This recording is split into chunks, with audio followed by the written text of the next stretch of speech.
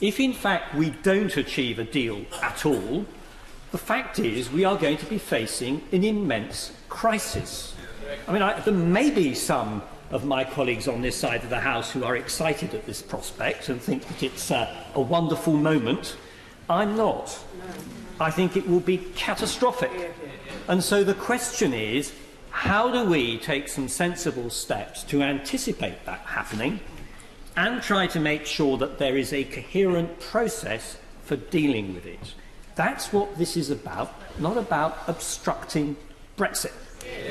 In any case, if we want to obstruct Brexit, in a moment, if we want to obstruct Brexit, plenty of other ways of doing it. We can replace the government and put in place a government that would like to stop it, although we still have to get the consent of our EU partners, having triggered Article 50. So there is a complete constitutional incoherence in imagining that this legislation, in the way it's being presented, somehow leads to that dastardly outcome. I give way to my honourable. Well said. Learned friend for giving way. My concern about his amendment is that it changes the constitutional balance in the separation of powers, and that there is a perfectly reasonable way of ensuring the government does the proper thing, which is a vote of no confidence, and that as long as the government maintains the confidence of this House, it ought to be able to negotiate international treaties, but that if it fails in its negotiations, then this House has a remedy, which has been a remedy for very many years. I take my honourable friend's point, but I'd just like him to consider for one moment the latter part of my amendment, Part C, which deals with what happens if on the 15th of February 2019 we have no deal.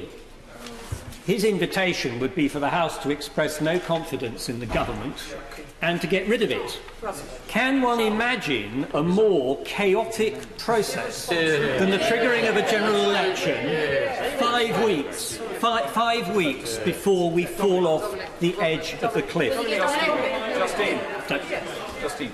Give way. So sorry. I agree with what he's saying, and I think far from suggesting that his amendment is wrong, actually the intervention we just heard gives the very reason why it's sensible to process to deal with the different scenarios this House may face.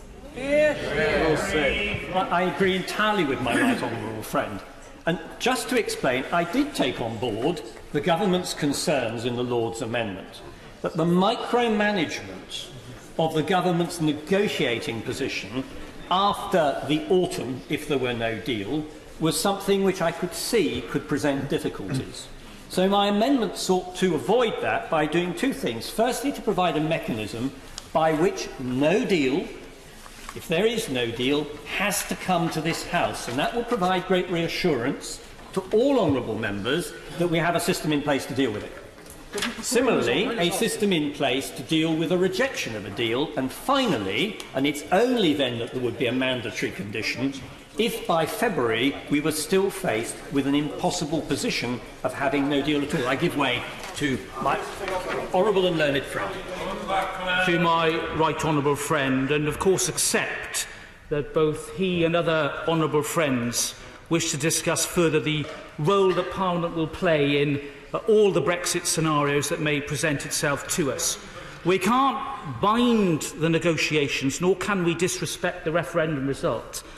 But we do commit, as my right honourable friend the Secretary of State said in his speech, to meet to see how we can build on Her Majesty's Government amendment in lieu today, ahead of the Lord's stages, and we will arrange to meet my right honourable friend tomorrow in order to make that important progress upon what we have achieved today. I take at face value those comments, and I'm most grateful to my honourable and learned friend for making it. Yes. But he's got to understand that, as usual when we get to this stage of the process, we face some quite difficult challenges.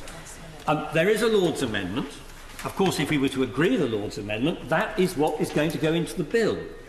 If, however, we endorse the government's approach and support the amendment in lieu, and my own amendment, I think, could be adopted by the government. It's a rather arcane procedure, but they could include it. But if they don't want to do that, I need to have some pretty cast-down assurances that when this bill goes back to the Lords, with